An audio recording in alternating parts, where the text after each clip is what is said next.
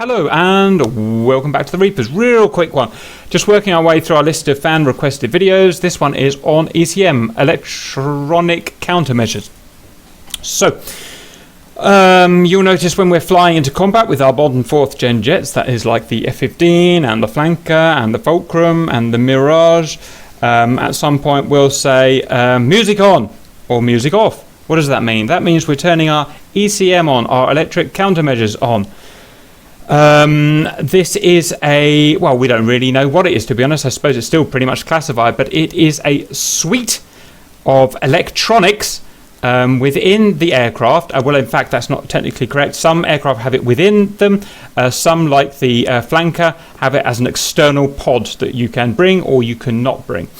And this causes essentially a jamming signal which prevents hostile radar from getting a decent lock on you. Before I go into that, do you know anything technical about this, Sherman? Do you know it's some kind of electromagnetic field it puts out, or do you know anything about the jamming signal? So the whole point of jamming is essentially to block a radar return coming from an external radar. It's fairly common practice, even as far back as the Vietnam era, where you would have dedicated aircraft who would perform jamming runs.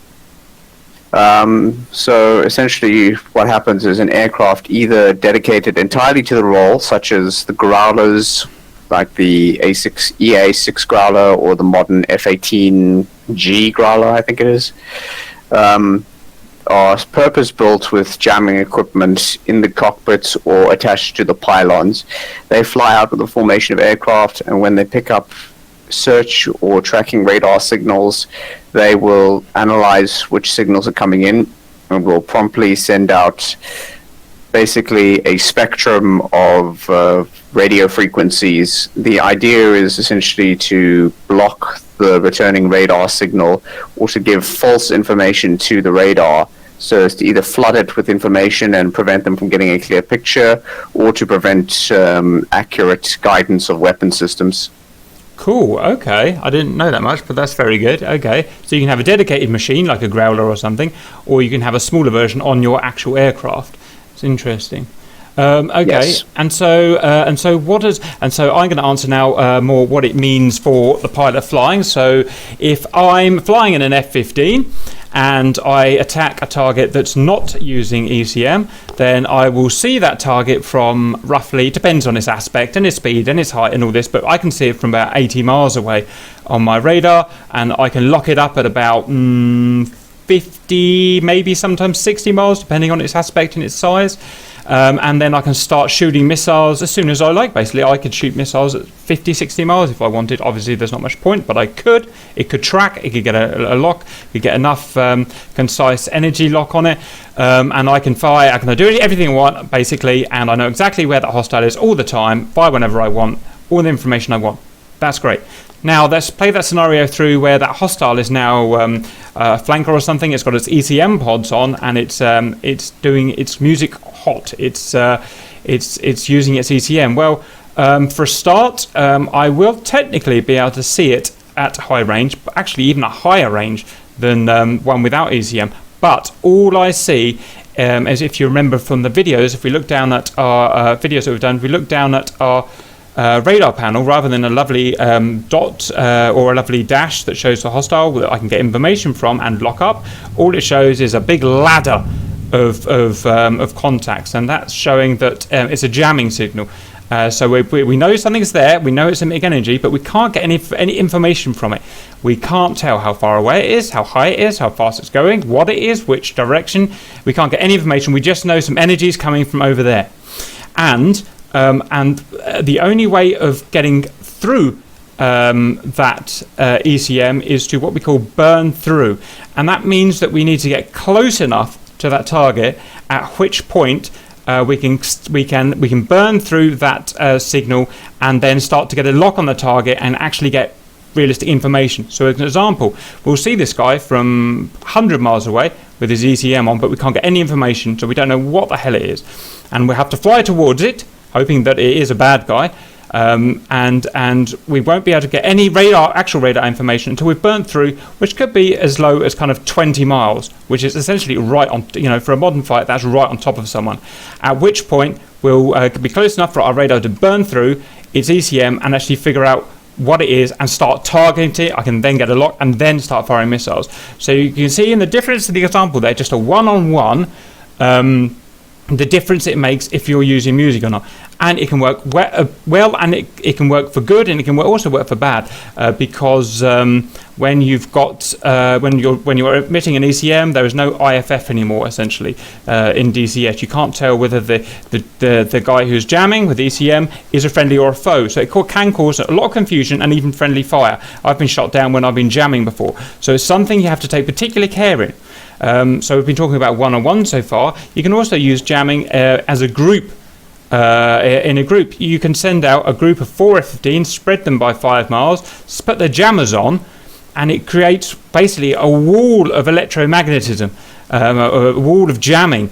And say a flanker or a flanker group that's flying towards that wall of jamming gets completely overwhelmed, and we've seen this before, and they can't then pick out any other targets. All they see is this whopping great wall of jam on their screen, and they either fly in and get shot down by the F-15s because they can't identify targets, or they just have to run away.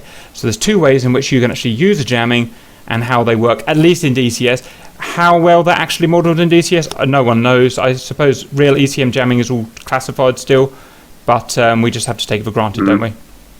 Yeah, in more modern real-world aircraft, you have things like filtering out of known jamming signals. So obviously your radars will be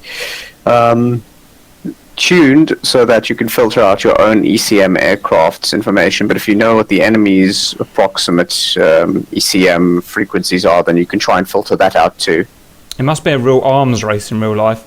It must be fun. Yes, there's a very, very good reason why it's one of the most classified things on the planet, especially in the era of stealth. There must be satellites going around looking for jammers and then learning what the hostile jammers are and then learning their frequencies and then, yeah.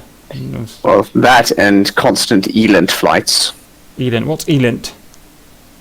ELINT flights is essentially I take a growler out, I fly within your radar area, and I pick up your radar frequencies and whatever you're sending out, regardless if it's a jamming signal, a search, or a track radar.